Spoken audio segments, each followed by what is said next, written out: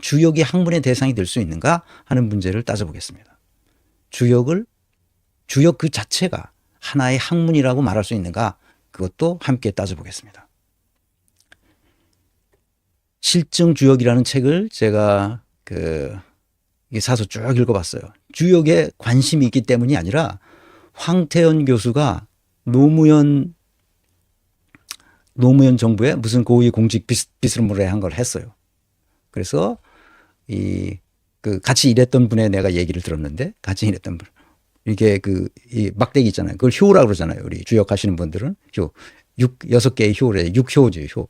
효를 가지고 이렇게 주물러, 이렇게 막 섞어서 이렇게 딱 피면 그때 나타난 그 효의 모양을 그대로 이제 괴가 만들어지는 거죠. 그 괴를 어떻게 해석하느냐에 의해서 내가 정책 대안 1, 2, 3안이 있으면 그 3안 중에 어떤 것을 선택할지를 그 효를 이 괴를 읽어보서 그거를 선택한다는 거야. 그게 이제 최선이라고 생각하는 거죠. 그러니까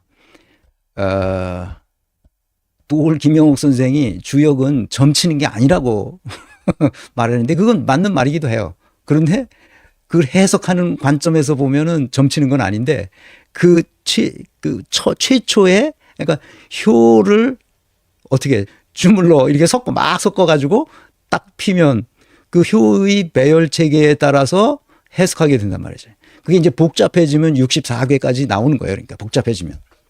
그러니까 점이야. 점에서부터 시작해. 점을 치는 데서부터 시작한다고.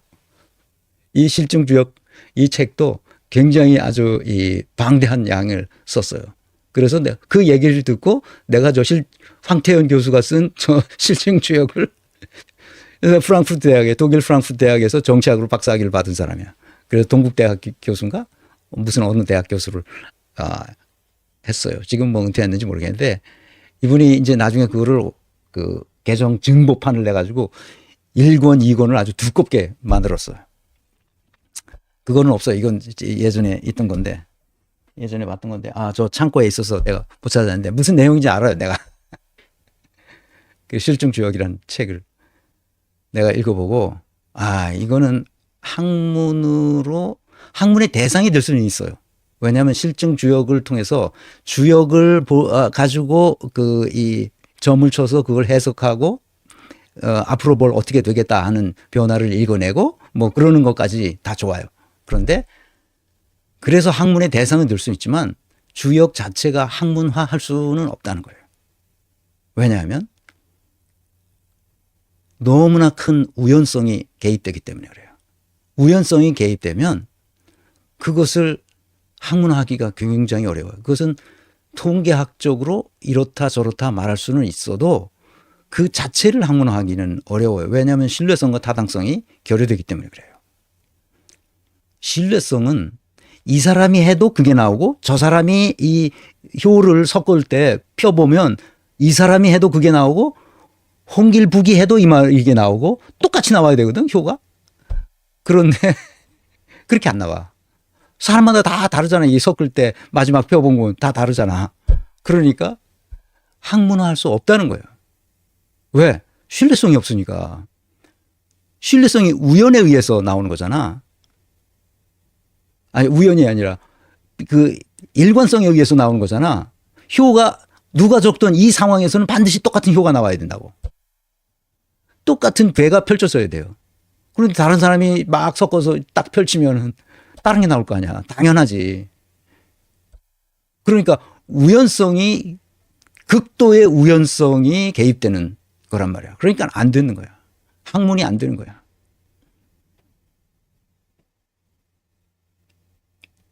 그리고 그 해석하는 방식도 그 사람, 이 효를 섞었던 그 사람의 주관적 판단에 의해서 해석되는 거거든. 물론 해석의 기본 원리는 다 있어. 이 괴의 해석의 원리는 다 있지만 효가 어떻게 배열되느냐에 따라서 다 다르게 자기가 해석할 수 있게 돼 있어요. 그 해석의 원리에 따라서 자기가 스스로 해석한다고. 자신의 기분에 따라서, 자신의 경험에 따라서, 자신의 감정에 따라서 또 그것이 처한 상황에 따라서 달리 해석될 여지가 거의 무궁무진 있단 말이야. 그럼 뭐야 이게? 아무것도 아닌 거죠.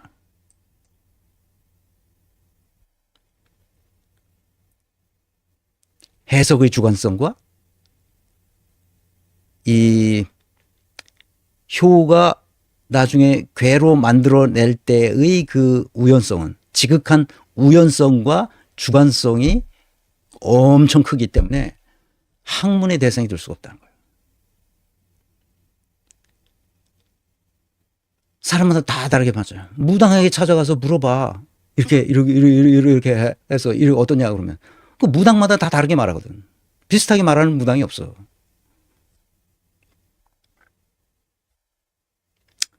블루파이트 웨일님, 네, 소장님 건강하세요. 네, 건강해야 돼. 내가 이게 허리 때문에 지금 지난주에 너무 앉아있는 시간을 길게 앉아 있었어요. 딱딱한 데서. 자, 그래서 그러면 서양 학문은 다 그러면 그 신뢰성과 타당성을 갖추어 가느냐? 맞습니다. 심리학이 100년 전에 처음 생겼을 때 인간의 심리를 어떻게 학문화할 수 있느냐? 이거가 시비가 될 수 있지. 그래서 학문화하기 어렵다. 그런데 웬걸 학문화해서 오늘날은 임상심리학에서부터 이 사회심리학, 그다음에 내가 전문으로 하는 조직심리학, 그다음에 또 뭡니까 이 진화심리학, 학문 분과가 쫙 퍼져 있습니다. 동물의 심리학도 있어. 심리학도 이 생긴 게 얼마 안 돼요. 한 100년밖에 안 됩니다. 경영학은 그러면 경영학은 내가 대학 다닐 때 그러니까 70년대 경영학이 무슨 학문이냐 그게 그냥 경영 요령이지. 그걸 어떻게 학문이라고 하냐. 말이 되는 소리를 해라. 그랬다니까 그 시비가 있어요. 근데 경영학을 지금 학문이라고 말 안 하는 사람이 없죠. 왜 그럴까요? 경영학은 신뢰성과 타당성을 확보할 수 있다는 것이 확인됐기 때문에 그래요. 그리고 사실 부합성과 인간 부합성의 조건을 만족시킬 수 있는 학문이라는 것이 확실해졌기 때문에 학문으로 이제 학문의 대열에 한 거죠. 그것이 80년대예요. 그리고 인사조직론은 그럼 어떠냐? 아니 사람은 12번도 더 바뀌어 이거 얼마나 많이 바뀌냐. 10길 물속은 알아도 한 길 사람 속은 모른다고 하지 않았느냐. 이렇지 않았느냐. 이게 어떻게 학문이 되냐. 이거 지멋대로인데 사람은. 얼마나 사람이 바뀌냐. 이거 마음을 이렇게 먹었다 저렇게 먹었다 하루에도 12번씩 바뀌는 게 사람인데 말이 되느냐 이러는데. 그런데 심리학이 조금 더 먼저 시작했거든. 심리학자들이 뭐라는 것을 발견했냐면 인간의 타고난 성향은 바뀌지 않는다고. 그래서 사람은 바뀌지 않아. 이명박이 바뀌겠어? 조국이 저렇게 타당성 없는 이야기를 계속하는 게 바뀌겠어? 안 바뀌겠어? 안 바뀐단 말이야. 왜 타당성 없는 얘기를 조국이 하나? 자기 이익이 걸려있기 때문에 그래. 문재인도 슬슬 거짓말하는 것을 왜 거짓말하느냐? 자기 이익이 걸려있기 때문에. 인간의 타고난 성향. 이명박이 바뀌겠어? 안 바뀌겠어? 안 바뀌는 거야. 박근혜가 바뀌겠어? 안 바뀌는 거지. 이준석이 나는 걔가 또라이라고 예전부터 얘기했잖아요. 왜 그럴까? 그가 한 말을 쭉 보면 일관성도 없고 비전도 없고 전략도 없는 애야. 그때 자기 필요한 얘기를 계속해서 그 말이 멋있어 보여. 조국과 비슷하지. 멋있어 보여. 그런데 말을 자기 이익에 따라서 말을 바꿔 이렇게. 비전이 없어. 어떻게 하겠다는 비전이 없어. 내가 김종인에 대해서 별로 무능한 사람이라고 평가하지. 무능한 사람이 평가한 이유가 다 있어. 그거는 학문적 이론에 따라서 그렇게 평가 결과가 나와. 그러니 뭘 어떻게. 그러니까 저렇게 되잖아. 김종인 그렇지. 그렇지. 다 그래. 내가 여기 했던 사람들 이 명태균에게 걸려든 사람들 이전서부터 내가 계속 이 사람들은 안 된다. 이 사람들은 안 된다. 내가 계속 얘기해왔던 사람들이야. 인간의 타고난 성향은 잘 바뀌지 않는다. 그래서 영양 요소를 쫙 분해해서 오늘날과 같은 영양 모델을 만들었지. 그래서 영양 모델을 따라서 과거를 보면 인간은 타고난 성향이 바뀌지 않기 때문에 과거를 잘 분석하면 미래에 무슨 일을 벌이리라는 것을 예측할 수 있다는 거야. 내가 이재명을 과거를 분석했겠어? 안 분석했겠어? 분석했잖아. 과거를 알아보니까 이게 보통 내기가 아닌 거야. 그러니까 내가 높이 평가하는 거지. 내가 추미애의 과거를 분석했겠어? 안 했겠어? 분석했지. 그러니까 이게 보통 내기가 아닌 거야, 추미애도. 생각해봐. 나름 사람들은 삼성에서 주는 건 안전하다고 다 뇌물 봉투를 다 국회의원들이 다 받아먹는데 추미애는 절대 안 받아. 그래서 이건희 회장이 뇌물을 안 받는 사람들, 봉투를 안 받는 사람들 가로 열고 추미애 등 가로다. 이 사람들에게는 그냥 쿠폰을 주라, 티켓을 줘라, 무슨 이 상품권을 줘라, 응? 이렇게라도 한번 해봐라. 이런 얘기가 메모지에 나와. 보통 얘기가 아닌 거지. 그래서 우리 헌정사상 최초로 박근혜를 탄핵시키는 일에 확고한 자기의 역량을 쏟아부었어요. 박근혜가 5,000년 단군 이래 역사에 최초로 탄핵된 일을 만들어낸 사람이에요. 그때 123석 가지고 240 몇 석을 만들어낸 사람이에요. 보통 얘기가 아니죠. 높이 평가해요. 이재명 그 조그만 기초단체 성남시라는 조그만 도시에서 단군 이래 최대의 성과를 내서 대장동 개발 사건을 통해서 5천억이 넘는 돈을 벌어서 성남 시민들에게 돌려줬어. 이게 보통 일이겠어? 그렇게 한 사람이 있어? 없잖아. 높이 평가해야지. 그런데도 뇌물에 니은 자도 없어. 그 주변에. 보통이지 아니지. 과거를 알면 미래를 예측할 수 있기 때문에 그래.